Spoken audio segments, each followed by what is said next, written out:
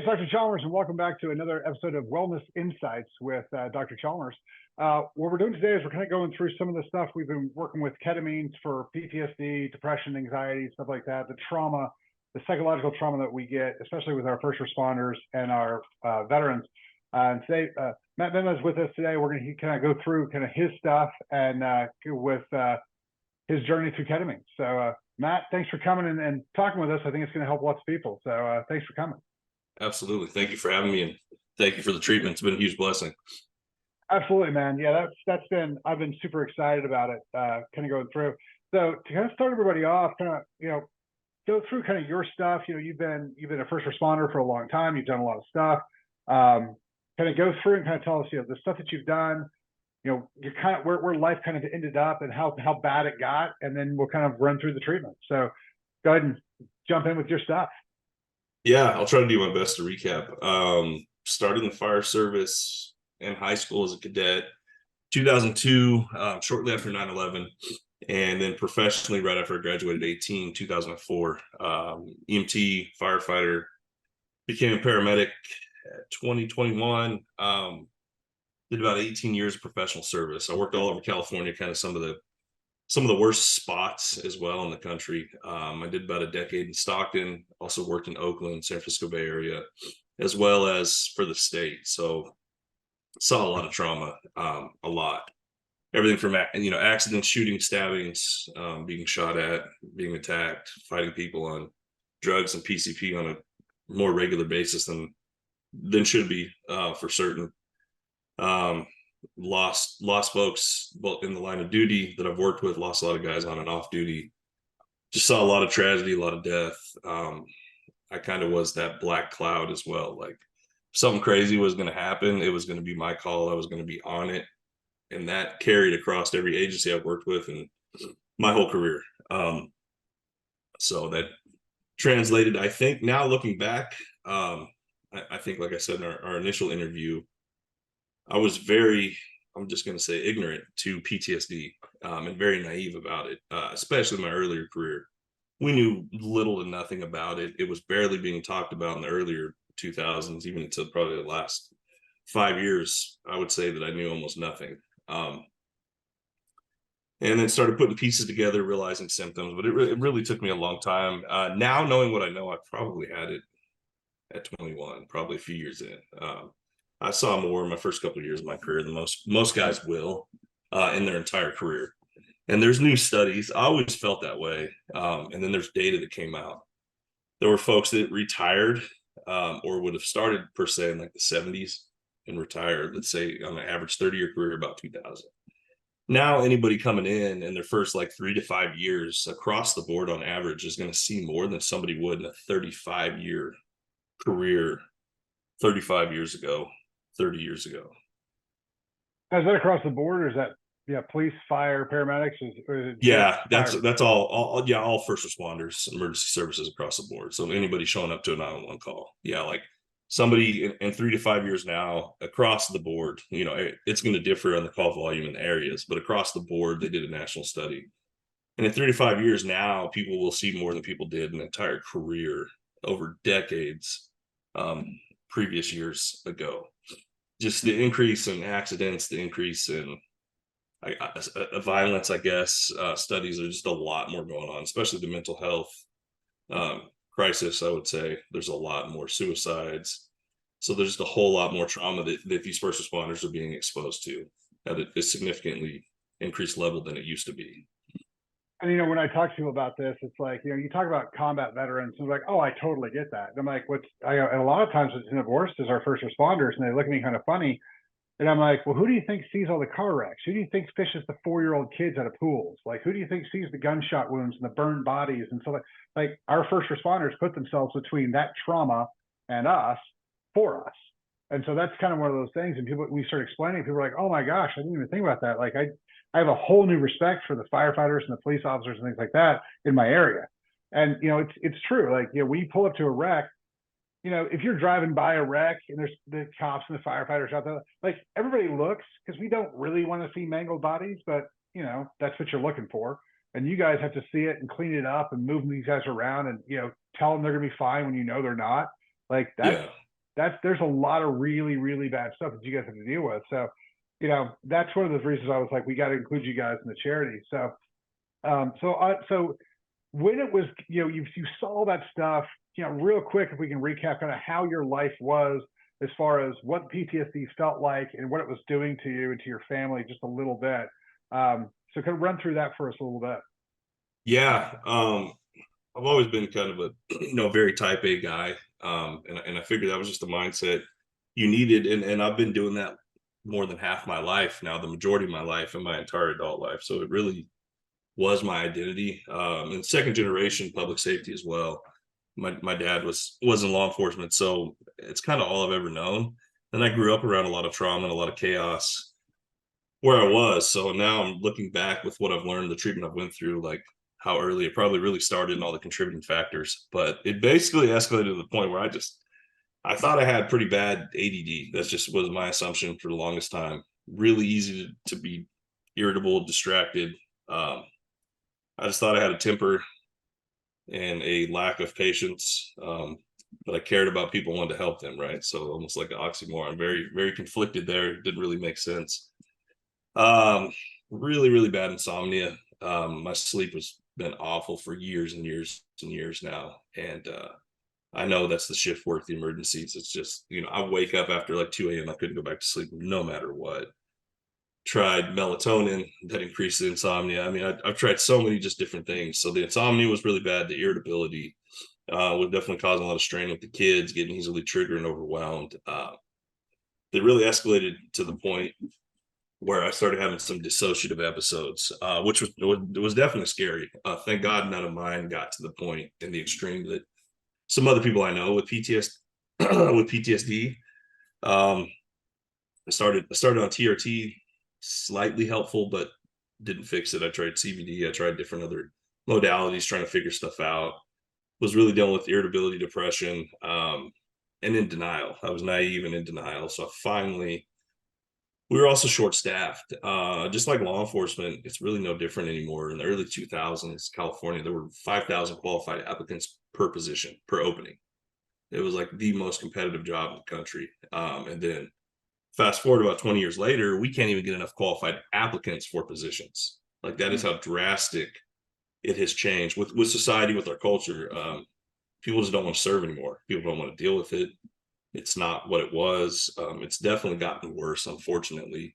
The working conditions, the environment, the treatment, the things we see, all of that is gotten worse for the first responders. So it's definitely not helping in the recruitment and marketing side of things, as the numbers dictate. You know, numbers definitely spell that out. So things change a lot. So with that, being short staffed, I was working like 2 full-time shifts for years minimum. Plus in California, and we'd had fire season, which ran at least half the year. So we'd be sent out, for instance, for that, backfilling behind it. So I was at work just almost all the time. Like my younger daughters, I worked almost their entire lives. You know, when it came to holidays, they just knew they were going to the firehouse to see me if I wasn't out on a larger fire incident. There was a short window. We finally got staffed up, and I'm like, maybe that's it. Maybe I'm just overworked. I'm stressed out. I'm tired. Maybe I'll get some sleep. Maybe that's all it is. I was like, you know, get some actual days off. You know, like that kid, you're going to make 6 figures. You only work 10 days a month. It's going to be glorious, right? It's like a part-time job that, you know, and here I am working, you know, 1,000 hours a month. Everyone, you know, not, you know, minimum 96 straight. Just none of it was what I thought it would be. So with that, I finally got some days off. I'm like, all right, things are going to get better. I'm going to be able to chill out, get some stuff done around the house, spend some time with the family. And it didn't. It got worse. And that was, I think, that was one of the biggest takeaways for me. I finally had some time off in years. Things got worse. All of the symptoms I was experiencing, the irritability, the triggers. Like I was so excited to come home. I'd be gone at least 5 days at a time. I'd be excited to see the young kids. I'd get home and just instantly get set off, worrying about this. We didn't lock that. Hypervigilance was through the roof, 10 out of 10. You know, that's So we're going to decreased a little hypervigilance bit. real quick on that one. Kind of explain what that is, because a lot of people don't understand what that means. So walk through what that feels like and sounds like. Because there's a lot of guys who have that and they don't know it. Yeah, it is. I would say probably every first responder has at least a degree of it. You have to, really just to kind of keep you alive. But it's more of a sympathetic, fight response where you're looking for exits, looking for threats, making sure stuff's secure. I mean, I've even caught my teenager sneaking out of the house because of my extreme hypervigilance, right? So there's some good and some bad with it. It'll keep you safe, but it'll also keep you miserable if it's bad, because you're just at that heightened sense of awareness where you can't like engage, be present, or enjoy anything. You're there, but you're not. Like you're physically there, but mentally you're checking threats. You're being distracted. What about this guy over here? What about that? Yeah, one So of the it's guys that. I was talking to, he was talking about in a restaurant. He was like, I can't go to a restaurant because I'll have to sit with my back to the wall, and every single thing that moves, everyone who comes in, everyone who's moving around, I have to assess them and be like, is that a threat or is that not? They're like, I can't even enjoy a meal. And so like that's the funny thing. That was the big one because I talked to other guys like that. They're like, I kind of have that too. And so that's why I was like, you got this hypervigilance from X, Y, Z. So, but that's why I want Yeah. to make sure we covered it. But yeah. Yeah, that's it. You're double, triple checking the doors are locked, if guys have cameras, not, I wouldn't say full blown. I mean, some people may confuse it with paranoia to an extent, if you will. But you're walking around just stressed out, wound up. Did the door get shut? Did this get checked? Did that? And I attribute a lot of that to being a firefighter and medic. Like I got to show up and handle any emergency at any time. And, hey, I can't do it. Hey, I don't know what to do. Hey, I forgot my stuff. Like none of those are acceptable answers when, it's somebody's loved one of their life on the line. And I think that's it. It's like a death by 1,000 cuts or more. You just don't realize like how much that gets to you 24/7. Just having to be ready for anything and everything. And any moment's notice, you got to be ready for anything and everything under the sun. So that you just can't disengage and like step away from that. And what's weird is the body keeps a score. Excellent book on trauma and PTSD. Excellent book if anybody hasn't. Dr. Bessel von Kirk, I'm probably saying his name wrong, but he was kind of the one that really pioneered it from war neuroses to shell shock to really what PTSD is now, and a lot of the early information, a lot of psychopharm as well. And he talked about that, and a lot of it really resonated with me. It made sense about PTSD and trauma. And there were studies done, but one of them was people that seek these careers, a lot of them have experienced trauma, which adds up for me and makes sense in their youth, their childhood. That seek these things. Like one of the things was like dangerous behavior, reckless behavior, things like that. And I was like, well, I'm pretty disciplined. I'm squared away. I'm responsible. I have kids. And then I'm sitting back thinking, I'm like, well, my job's dangerous. I work in the most dangerous city. I'm doing tactical medicine. At one point, I was doing fugitive recovery on my days off. My wife shut that down. And then I started to go back and think, I'm like, yeah, okay, I guess I was trying to get myself killed on and off duty every day. Like, okay, definitely, I think checks the box to qualify at that point. I was in denial of a lot of my symptoms and a lot of my behaviors, to say the Well, least.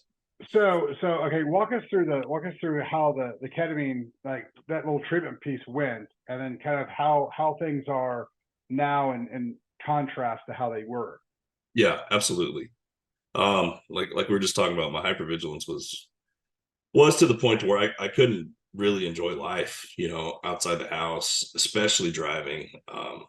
It's much better, but that was a real struggle just because I've seen so many accidents, threats, unsafe drivers that like if anybody asked me anything or made a noise even while I was driving, it would startle me like pretty significant, where it would really trigger that sympathetic response and get me really worked up to where it wasn't pleasant for my family or enjoyable at all, to say the least, right? So like road trips and that were miserable, were not fun, were super stressful. Having young kids, adding that to the element, doesn't make it easier, but it's normal life that I should be able to live and anybody else should. Like it shouldn't trigger me to the point or extent that it did. Um, Talking about going out, I didn't go to the movies, to a movie theater for 5-6 years. I just wouldn't go because it was the stress was just too much. Like so many people, unknown elements, the things that I saw, it made even the simple things like that just not enjoyable, which is not cool or fun. So um went through a lot of treatment leading up to ketamine. Circling back to that, finally got some time off. Things got worse. The noise, the noise, that's where I was getting at with that, is traumatized people seek trauma. So like on those calls, on those emergencies, I was my happy place and my sense of peace. in that chaos. And I thrived in that, and I worked really well, which didn't really make sense because you would think of difficult situations where you struggle, but it was actually all the normal day-to-day life, the simple things where I struggled the most, significantly. And so that's when I sought help. I finally saw a specialist that specialized in PTSD and first responders. And backstory on her dad was a chief of police in Tel Aviv, Israel, and he had really bad PTSD. He saw bombings and trauma like literally every single day over there. So that's what got her to seek a path in treating that. So pretty cool history. And she did EMDR, but it was, I wasn't there maybe 10, 20 minutes. And she was like, yeah, you have severe PTSD, really bad. She's like, you're a couple years too late. We're going to do what we can, but like, you should not be working. She's like, this is really bad. Like all the symptoms you described are PTSD to the max. She's like, you basically have every qualifying criterion factor. And I'm like, oh, great. You know, it's kind of like I was in denial and avoiding it, but it was getting worse. And that was it. When it really, you know, when I really picked up on a little bit of self-awareness and saw how much it was affecting the family, that's when I went and sought help. If it was me and like a lot of other guys, you know, they're selfless. We're also really stubborn. You know, and those two things are not a good combination, especially with like mental health or self-care. So there's a lot of guys that won't get help because they felt like they're letting guys down. I got pulled off on the holidays. I felt terrible letting my guys down, letting the crew down. But in hindsight, obviously I'm glad I did it for myself, for my family. Things are much better because of getting that help. And also, I got two guys from my department that went and got help shortly thereafter that were not doing good. I mean, to the point where, you know, one of my guys, local police chief, found him walking the beach with a loaded gun. So like, thank God, got there in time. He's getting treatment. He reached out, touched base with me, which is great. So you just really don't know how bad I think people are struggling and how many issues are really out there until you bring that out. And I think that's it too. We're such a proud community of stubborn, tough guys, that it's hard. And then for me, it was just like information or the lack thereof. I didn't even know I could get PTSD. I thought that was only combat vets. And then we had talked before. I had a lot of guys coming back I worked with that were medics, that worked medevac, that were reservists still. They're coming back and they're like, man, I feel like I never left Afghanistan, I never left Iraq. I saw more shootings today than I saw in my last deployment, like in one shift. And I was like, Yeah.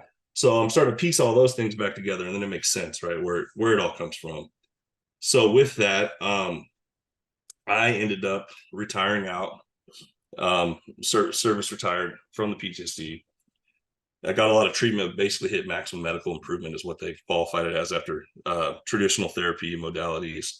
I went to the IFF COE, the Center of Excellence, which is just outside of DC, an incredible place just for professional firefighters. Many of them were veterans that were there as well. And they treat trauma and PTSD. So I went through EMDR and a lot of other therapy there, which was very helpful, really just to kind of get a better understanding. But it still didn't mitigate all my symptoms. And I also didn't want to be a medicated zombie. I've seen so many bad experiences there with people just hooked up on a ton of psych meds. A lot of bad experiences personally that I've seen with many people I know and through my career. So I've been stuck in this really, really difficult place. I'm struggling. I think things are going to get worse if I'm on psych meds. I've seen it get worse for people. So I'm like, you know, between a rock and a hard place on what I do.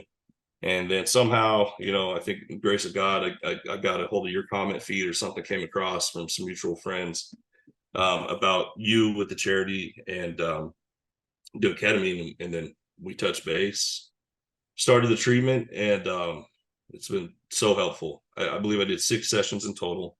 And each one, I definitely got more relief, which was incredible. I think just to start with I took notes and I was reviewing after each session as well, kind of how I was doing, the treatments changes. And that was one of the things is like, I got my first night, I think I slept like 6 hours. And I think I was probably averaging like 2.5 up to at that point. Like I track it with my watch. So that was huge.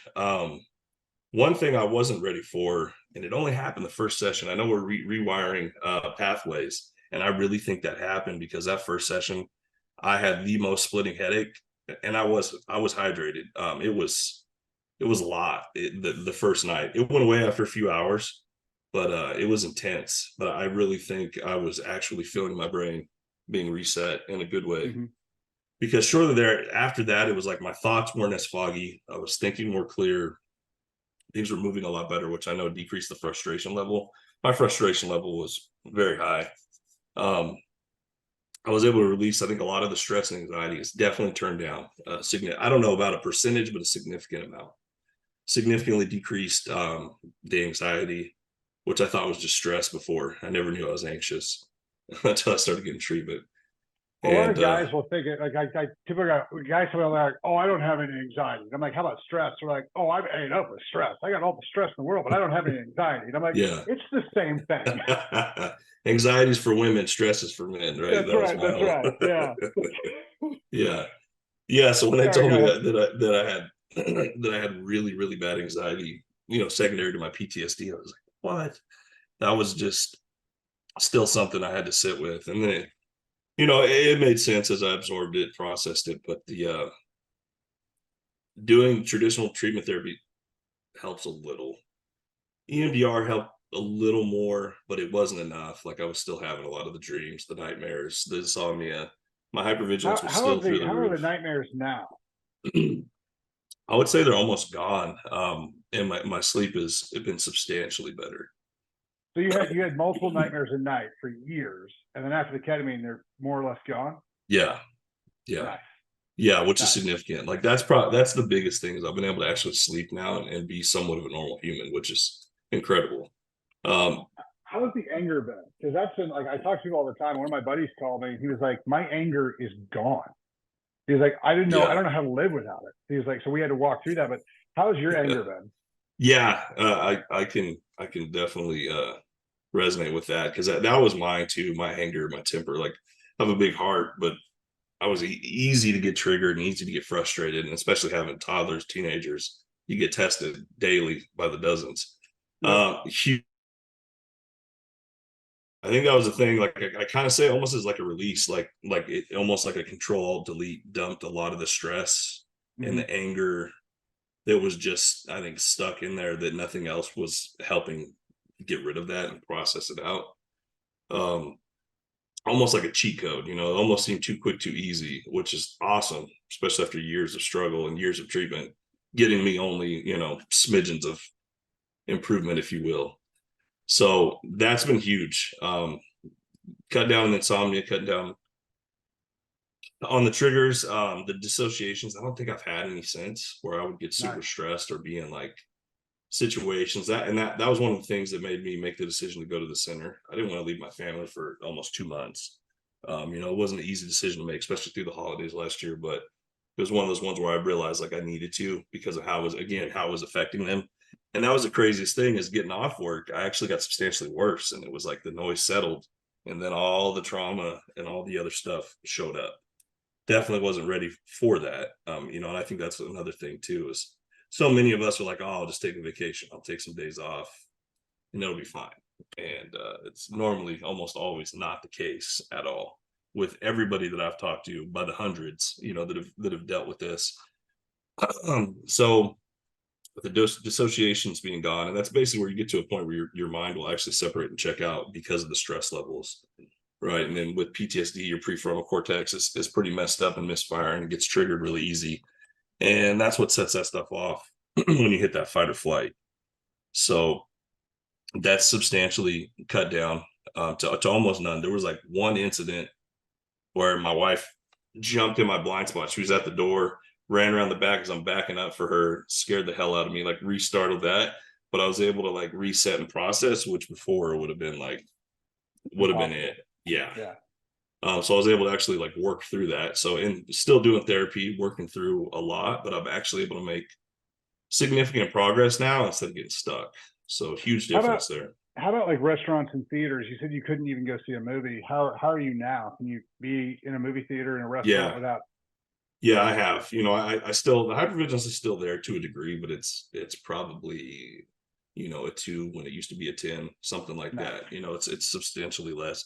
I was able to take my daughters just over the weekend, and everything was good. So it's nice. Very cool. Nice to be able to live. So your daily, if we're gonna do numbers on a scale, like your normal day of just anxiety and stress and crazy, where was it then and kind of where is it now? I would say before I started the treatment, especially with you, it was the worst it had ever been. On the personal side, affecting the personal life, the family, the marriage. I would say it was pretty close to a 10. I would say I'm probably between a 2 and a 3 now baseline. Nice. Yeah, so way better, way better. Nice. The marriage is way better, communication is way better. We made a ton of progress, in counseling for ourselves as well as one-on-one. So I feel like this was kind of that missing link that's really helped me make a ton of progress that I just wasn't able to get before. And I've literally sought probably more treatment than anybody I know traditionally, and going through intensive inpatient at the Center of Excellence, doing all of it. And again, all of it was helpful. I don't at all want to say anything bad about that. And those people are great, but it only got me so far. I Yeah. feel like I was pretty stuck treading water is really what it felt like on a daily, just treading water, trying to keep my head above. And this is finally like kind of been that life raft, if you will, where it's like, okay, now I can actually catch my breath and make some progress. So it's been huge. Good. Good. Good. Has your family noticed the anger? Have they noticed the decrease? Yeah. My wife, obviously, she probably knows me better than anybody. Good, bad, and everything in between. And she's also incredibly intuitive. Like she, for years, has known that I was either triggered or about to be and wound up, and could pick up on all the symptoms of me bowing up and nostrils flaring, all the things that I was just completely unaware of. She would pick up on all that before and be like, "What's the issue?" And I'm like, "There's nothing." Right. So she Yeah. always knew. So she was the first one. She took me to treatment, and she actually was, she was opposed to it at first too, because it's new, it's scary, it's different. Yeah. I think it really just had to do with just a lack of information, education. We know that we look it up, ketamine's super safe, helpful. I know a few other people that have taken it too with PTSD, and same thing, been incredibly helpful for them. And so she saw almost instant changes, and the level of frustration I think she had with me and what I put her through with the PTSD, for her to say anything, I think took some significant change on my part before she would even be willing to admit anything. So her admitting anything at all is significant. Yeah. And she did towards the end of the treatment. In my last couple of sessions, she said she saw a huge difference, and it's been great for the family, because of Yeah. that, and the marriage, definitely. Yeah. One of my buddies was telling me that he was with his kids in his car, and somebody cut him off, and he didn't say anything. And his son was like, "Wow, Dad." He's like, "You're a lot more calm." He's like, "You would have ripped that guy up." And he told me, he was like, he goes, "Yeah, okay." He goes, and later he was like, "What environment was I creating for my children? Like, what kind of toxic environment was I then handing my children because I hadn't been able to deal with my stuff?" And he's like, he was like, I almost started crying. He's like, because I realized what I've been doing, and now that he was able to deal with his stuff better, he was like, he's like, now I can create an environment for my children where they can grow up without the trauma and that, without that stuff. So Yeah. that's why I asked specifically about the kids. So you told me a story, and I don't even know if you remember it. It stuck out so well for my mind. Tell me the story about the dog. You told me the story about how you sat down next to your dog. Oh yeah. Yeah, I got a dog. He's still somewhat of a pup. He's almost 2 years old now, I guess. So he's young, still a pup. Horrible anxiety. Like he's been super anxious, always anxious around me, super skittish. He's never been hit, beat. Really good. We have other dogs, but the breeder told us not to take him, but my wife fell in love with him, probably because of her bleeding heart, and he was, you know, all the love he needed that I just did not have the capacity for at all, not even kind of or the patience. And I came home after the first treatment, and he normally he would kind of avoid me and be really skittish. And he came up and was just totally like almost normal with me, leaning up against me, wanting to pet him and that. And I was like, what in the world? That was significant too. And I know dogs obviously they're incredibly intelligent and intuitive and pick up on a lot. No, that was for me, that was eye opening, like, whoa, kind of like the story of the kids in the car. I'm like, Yeah. man, did he notice that big of a difference from me just after the first treatment? And he has been much better. And I mean that there was a definitive timeline there where there was no denying. There was nothing else different other than that right then and there, and that was like instantaneous. Yeah, when I came home and he was just totally chill and comfortable sitting next to me walking up, and I was like, what? Yeah. Listening. Normally he'd be all skittish, run to his crate. wouldn't want to come out. So that was pretty cool. Yeah. That was So a pretty cool thing to we see. use dogs to sniff out diabetes, to sniff out epilepsy. Like they'll do all sorts of things where they feel you're about to have a seizure. Like this has been well documented. Yeah. And so, that's always one of those things, people always say, if my dog doesn't like you, I don't like you, because, dogs have such a great, ability to sense people. So that's when you told me that story, I was like, oh, that means so much more to me than everything else. So I was Right. so excited when you told me that story. So, yeah, that was fantastic. So, okay. So, we went from a 10 to a 2 or a 3. So, in what? How long did it take you to do the 6 treatments? 3-4 weeks? Just under a month. Yeah. And Yeah. it's been about right at 3 months, just over 3 months since the last treatment. So how do Which you is good. so have you noticed a big uptick back to where you were, or are you pretty much level, like you're still good? I would say pretty level. I know they've talked about, I've talked to other people and yourself about, that I think they recommended maybe quarterly, right? In maintenance. It's Mm-hmm. not necessarily a one and done lifetime. Um, I would say maybe it's crept back up to a 5 at times, a little bit, but for the most part, it's been pretty consistent. I can definitely see the need to do it maybe quarterly, Yeah. some type of modality that's very doable and reasonable, for sure. But definitely been a substantial help, and for an extended period of time, right? It's been several months. And I'm still doing pretty good, way better. So I'd say, yeah, I would say I would like to do it again on a, therapeutic level every Mm-hmm. so often. And I know only time will tell as we work through that, but it's definitely been incredibly helpful. Incredibly helpful. I did, when I was at the center, some people, because of my anxiety, I was basically stuck right in the fight response, just indefinitely, fully Mm-hmm. aggressive, ready to go, ready to fight, ready to hit the door. Any noise, I was triggered, and I was just, I was ready to go in the worst of ways. In a good way, if there was, a life or death situation, but in a terrible way for everything else in life, which is almost all of it, especially for me now, off duty. That's all of life. So I was stuck there. And there was a doctor, anesthesiologist, who was a combat vet and a military doc, now private, and he does this is offered elsewhere, this SGB, the stellar ganglion block. Mm-hmm. And some people said it was phenomenal. There were probably a dozen guys that got it while I was there. Like some guys wouldn't even talk to you because they were so angry and wound up. They would, even our own people, right? Guys we worked with and all that in the community, which is helpful. They wouldn't even talk to you. And then one of the guys, he got the shot and he came back in tears, hugging everybody, and it was great. And the responses were very varied. Some people felt nothing. Some people it helped for a month. Some people it helped for a week. And so I went, and they lay you on the table. If anybody's not familiar, there's some videos you could look up, SGB, and strap you down. They ended up missing the first time. You get essentially a dart through your neck. They're looking at the Yeah. ultrasound, and it was not fun. Me being a medic, I know enough about anatomy, physiology, where they were. I'm like, Mm-hmm. a lot of risk, and just not fun. So I'm laying there, I'm listening to my heart and start tacking away, and they missed the first time, so we had to do it all over again. And the second time, they were pulling my head to manipulate it.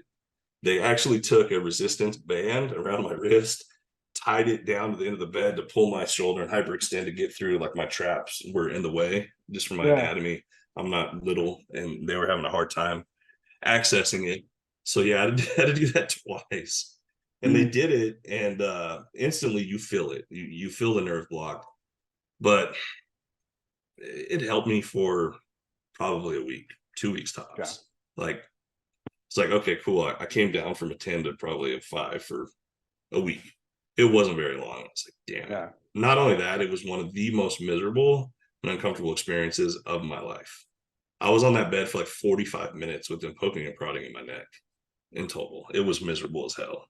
Well, and the worst part about that is, and this is the thing that whenever I have to go to a hospital and see stuff, because like they're sticking needles in your neck by you're like, if you miss at all, I'm in a really bad place. And so you got to yeah, deal with that the whole time. Like that would yeah. have driven me insane. Yeah, my anxiety was already here. And then I just hear my heart tacking on the monitor, and they got the volume. It was just dun, dun, dun, So there's this noise. I'm tied down. I can't move. I'm being hyperextended. I'm being Oh no. stabbed.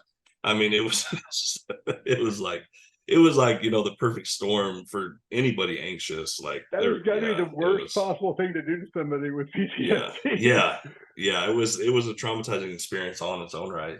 And then he's like, you're the most difficult patient I've ever had, like anatomy wise, to do that. I'm like, of course. And I'm like, yeah, that makes me feel better. That all makes it all better, right? Yeah, So, yeah. so when I was leaving, when I graduated the COE and discharging, and I was talking to the doctor, the medical director, and psychiatrist there, she's like, look, I know you don't want to take a bunch of psych meds, you don't want to be a zombie, I get it, but your PTSD is so bad, your anxiety is so bad. We recommend you getting frequent SGB shots. That's like abs. Mhm. Like, there's got to be a better way. I'd rather jump off a bridge. Like, Yeah. no thanks. So I'm super grateful for the ketamine option, especially with that being my other treatment that was recommended that wasn't successful or helpful. Like, it was not worth. Even if it would have been great for a month or two, it was not worth how miserable that experience was. So Yeah. I would really like to avoid that. And ketamine has helped me and was much better. So I'm very grateful. Very grateful Yeah. for that. Well, absolutely. I'm just real happy that we could, we could be able to get in and help somebody. And the thing is that, I was kind of, talk about the psych meds don't work very well. We tried. I'm not saying that we didn't try. Like those, we did it. We did what we could with psych meds. They just didn't work. They don't work for what we're talking about. And then we've got some other stuff. Some of these nerve blocks are helpful for some of the guys, but when we talk to guys like yourself who are at the very peak of problem, right? They're at the 10 level. This being the only thing that brings them down. I'm really, really glad that we're able to, get this information out because, I talk to guys, I'll talk to these vets, I talk to the first responders all the time, and we have these conversations. I'm like, have you guys been told about ketamine? And they're like, well, yeah, we use it all the time. And I'm like, no, for mental health. And they're like, what do you mean? They're like, we use Yeah. it to knock people out. And I'm like, no, no, Yeah. no, it's great. And so, that's one of the reasons I want to make sure we did this was that so the guys like yourself who have given so selflessly, and helped so many people and had to deal with all this trauma, had we not had this conversation, you would not have found out about it. And so, like, that's why I'm hoping that, with the charity and everything else, we can start, getting more guys in. We can start having more conversations. We can be like, look, and the thing is that, like you said, ketamine does an amazing job. And the way I like to use ketamine is we use ketamine to take you from the 10 to the 2. And then, we can use quarterly things to just, reset everything. And then hopefully we'll get some laws changed so we can use some of the daily psilocybin to kind of keep things at that lower level as well. The research on it is spectacular. So, this is where we're trying to go. And we're trying to change the world. We're trying to change the country. And we're trying to change mental health. I believe that the psychedelics and the ketamine can easily be a renaissance in mental health because it's not like it helps a little bit better than everything else. It helps substantially more than everything else. And it's not a miracle like here you go, now you're fixed. But this is the thing we should be spending our time and energy on, not trying to put people on 65 medications and then they go, shoot up our school or do something like that. Like if we can actually fix the problem, let's fix the problem. And so that's why I was so excited about this. And everyone I've talked to who's done it has been like, it helped, either helped a lot or it fixed the problem. Like no one's been like, I did it and it didn't do anything. Like I haven't talked to anybody, and I'm sure those guys are out there. But this has been the thing that I've been so excited about, and I've been so happy with the results we're getting. Because, like I said, you guys put yourselves, between us and the trauma. I don't want to be around that stuff. I don't want that stuff around my kids. So, thank you guys for doing that. But that's really why, when we started the charity, I was like, we got to help these guys out and do whatever we can. So, it's people ask me, like, I'm in this all the time. I'm talking to guys like you. I'm talking to the guys who are having the problems. I'm talking to the guys about how much better they're doing. And when people were like, why did you dedicate your whole supplement store to this? And I'm like, because this is now my life. Like, I don't understand how you can be part of this and help, have people tell you the stories that you've told me and be like, that's nice. I don't really want to, I'm not all in on that. Like, because it's real easy to go, like, if you're a guy who likes to help people, it's easy to go all in on this because it's like, if all I do is just tell other people about this and you guys can go find somebody else to do it, fantastic. Because as long as you know, you can do so. You can make the decision to go get help. And so, I've been super excited about being able to do this. And so I'm very happy that you and your wife, both had the trust in what we were doing, to go through it. And I'm really, really glad that it's been able to help you guys. It's one of those things. I talk to vets and I talk to, first responders who go through divorces and they lose their kids and stuff like that. And they tell the stories and you're just like, that's horrible. And I've talked to so many of them. They're like, you know what? It's better for them now. They're like, what are you talking about? I was like, I'm such an ass. Like I was all I did is scream at my kids and my wife, and I was always angry and I could never get rid of it. And so I'm just glad that they're not around this anymore. And I was just always broke my heart. So I was like, we can just fix you. So Yeah. No, that's definitely a thing. And like you said, yeah, I know a lot of people have done every other traditional therapy, and it's been across the board and not highly successful. But ketamine has been the one with everybody that I have talked to, probably a dozen in total. Personally, they've gotten a lot of help. So definitely helped me a ton. I'm definitely an advocate, and hopefully, yeah, we can get the message out. I think that's another thing too for guys on duty. Guys that are still on the job, I'm sure they're concerned about that, about being able to get back to work if they do the treatment. There's still a lot of judgment out there, still a lot of tough guys that they want to put people down, and there's still a lot of judgment guys are worried about for sure, in that. And it definitely takes some bravery to reach out and to get some help. But another thing for those guys, if anybody that does or is on the fence, I was functional same day, no problem. I know everybody responds slightly different, but it didn't set me out. It didn't knock me out. It didn't set me back, other than, needing to rest for a few hours of being a little lethargic. That's it. That was the extent of it. There was no hangover. I wasn't out of service for days on end, anything like that. I could have absolutely done the treatment and been to work the next morning, no problem. And yep. I would say cognitively, you guys are probably familiar with like Alpha Brain. You see a lot of the ads. Joe Rogan always talk about how sharp, he is with that. I felt like ketamine was like what they describe Alpha Brain, symptoms are supposed to be. I was just sharp. I was sharp. I felt like my thoughts, my speech, everything has been more clear and fired a lot better. So honestly, I would say you're going to be going back to work in better shape for sure than you were, I would say, after ketamine.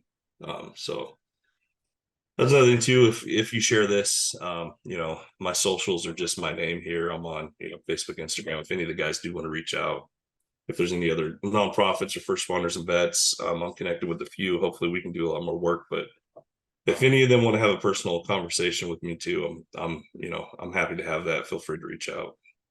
Well, my whole thing is getting this information out. So if you've got guys that, you want to bring to the group, like bring to the charity, please do. If there's ways that we can help you reach out to everybody else, let's build that out. If we can, and I think one of those deals is that, and I'm literally thinking about this as we're talking.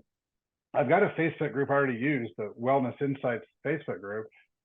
We can just kind of take that over for this and start, everybody can go in and, we'll add some admins and stuff like that, but we'll be able to all discuss it. Like, hey, this is what's going on, this and that. Be like, have you done this? Have you done that? Like, I think that'll help everything else. So we'll add all that in and see if we can't, form a group that, where we can all talk and be like, hey, this is what did for me. This is what did for me. So I think that, putting this all together is gonna be a good idea. So I'll start setting that up. But Absolutely. again, I'd love to help. Yeah. Well, yeah. You choose to be a first responder because you like to help people. That's no one becomes a firefighter and does all the things you do if you don't want to help people. So but I'll set it up and we'll get started and we'll all chat. I've got some guys. One of the guys who owns a cannabis company in California. They're doing some great stuff. So I'm gonna bring them in. I got meetings with guys today. So we're gonna build this out pretty well. So I'm really excited about what this is gonna be able to do to help people. And so yeah, man, we'll do everything we can to get the word out and talk. So I just appreciate so much not only you trusting me to do this, but then having the love for your fellow brothers to come out and tell your story and tell how much this has helped you, so that everybody else can kind of get a little bit of piece of the peace and calm. So yeah, I hope so. I know there's a lot of guys out there that need it for sure. And I was one of them. I'm grateful for you, everything you've done to create this opportunity for us to get help. So thank you very much for that. absolutely, man. Well, thanks, man. And we'll, like I said, I'll make sure that when we start setting this stuff up, that you've got a spot on the admin board to talk to these guys, and we'll get it all pushed through. But thank you so much for everything that you've done, and we'll get it going. So thanks for being on. Love it. Thank you.